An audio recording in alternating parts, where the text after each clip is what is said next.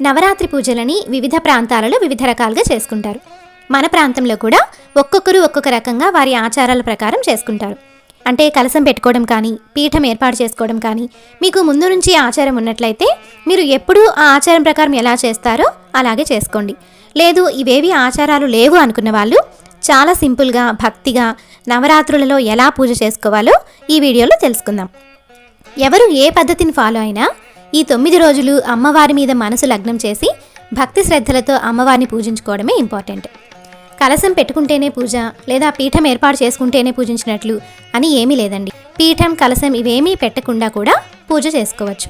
ఇంట్లో లలితాదేవి పటం కానీ, విజయవాడ కనకదుర్గమ్మ వారి పటం కానీ ఉంటే చాలు, మీరు అమ్మవారి పటాన్ని ఈ 9 రోజులు పూజించుకోవచ్చు.